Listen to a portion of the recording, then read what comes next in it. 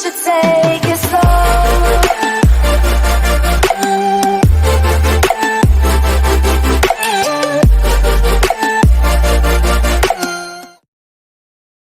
저는 42살 남부럽지 않은 대기업에서 5년째 부장을 하고 있는 남자입니다.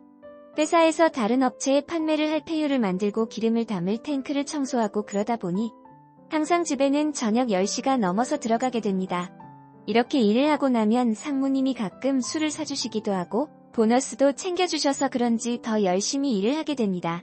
가끔은 탱크에 들어가서 청소를 하다가 너무 힘이 들어서 넘어지기도 하는데 그래도 다시 일어나서 나머지 부분을 닦고 나오면 기분이 너무 좋습니다.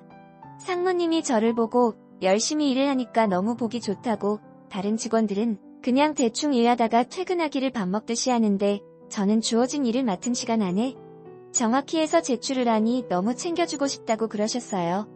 사랑하는 아내와 딸을 먹여 살리려면 열심히 일을 해야 한다고 하니까 자기는 그런 제 말에 허허 웃으시면서 그렇게 살다가 저만 손해를 본다고 하시면서 조언을 해주셨어요.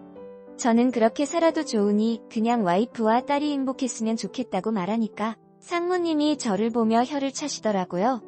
방금 말을 했듯이 저는 결혼을 한 유부남입니다. 집에는 제가 가장 사랑하는 사람이 2명 있습니다.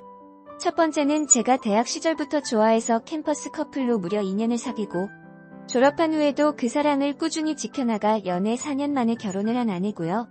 두 번째는 수많은 노력에도 불구하고 생기지 않다가 하늘에서 저희의 노력을 아시고 들어주셨는지 저희에게 와서 제 보물 2호가 된 7살짜리 딸이 있습니다. 와이프는 결혼을 하고 나서부터 시댁에도 잘 보이고 싶다고 홀로 지내시는 아버지를 저희가 사는 아파트 주변으로 모시고 싶다고 얘기를 했어요. 그래서 저는 와이프에게 너무 고마워서 안아주며 자기 같은 와이프는 없을 거라며 몇 번이고 고맙다고 말을 했어요. 제 와이프는 일주일에 한 번씩 저희가 살고 있는 아파트의 옆 아파트에 살고 계시는 저희 아버지께 먹을 반찬을 만들어서 가져다 주고 있어요.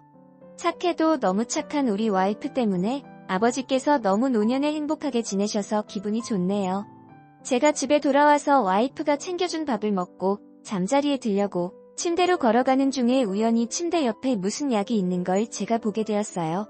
어디 아프냐고 물어도 아니라고 그냥 영양제라고 해서 일단 알았다고 했지만 조금 수상해서 회사에서 인터넷으로 그 약 이름을 찾아보았어요.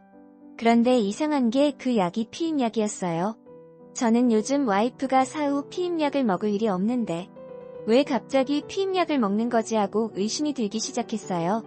저는 혹시 아내가 저 몰래 다른 남자를 만나는 게 아닌가 싶어서 카드 내역을 조회해보았는데 별로 특별한 것이 없었어요.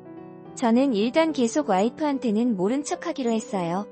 그러다가 회사에서 업무를 마치고 나서 오후 2시쯤에 집으로 퇴근을 할 수 있는 날이 생겼어요.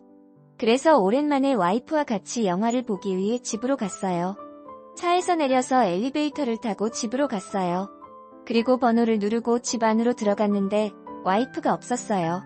이 시간에 어디 나갈 곳이 없는데 이상하다고 생각해서 전화를 걸었는데 핸드폰 벨소리가 소파에서 나는 거였어요.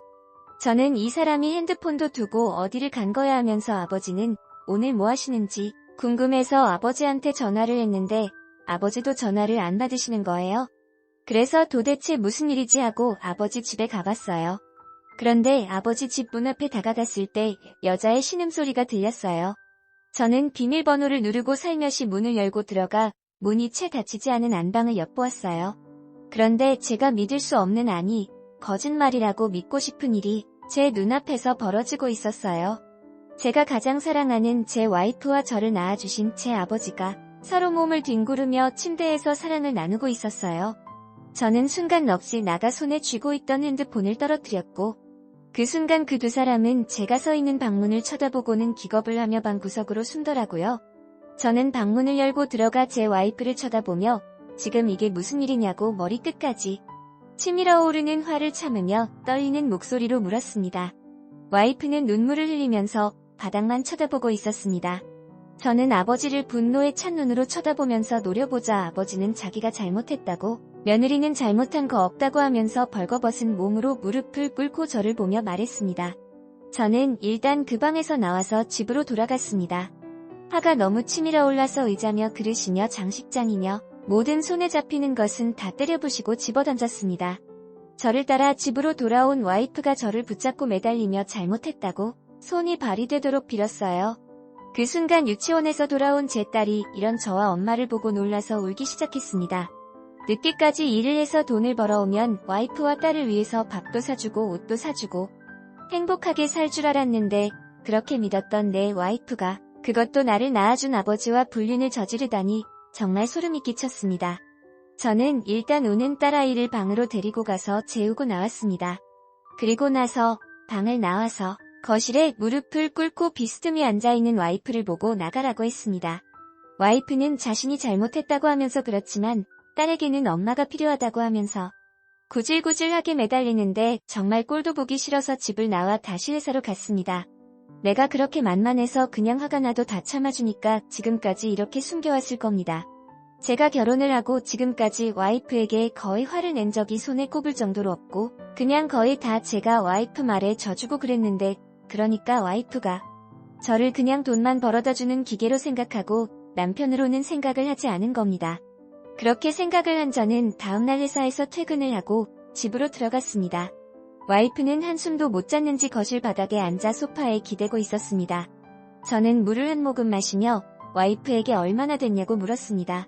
내 아버지와 그 짓을 하면서 나를 병신 취급한 게 얼마나 됐냐고 물었습니다. 와이프는 아버지와 잔 건 정말 그때뿐이라고 그 전후로는 한 번도 안 했다고 했습니다. 저는 그 말을 믿을 수가 없었습니다. 나를 속이고 그렇게 다른 남자도 아니고 내 아버지랑 그 짓거리를 한 여자인데 믿는다는 것은 말이 되지 않았습니다. 저는 와이프에게 진명의 카드차 등 모든 것을 다 제 명의로 바꾸고 와이프에게 생활비를 줄 거라고 말을 했습니다. 지금 와서 돈이 무슨 소용이냐고 하지만 이렇게라도 아니 뭐라도 와이프에게 복수를 하고 싶었습니다. 그리고 지방으로 이사를 갈 거라고 하며 아버지와의 그 어떤 연결고리도 다 끊겠다고 했습니다.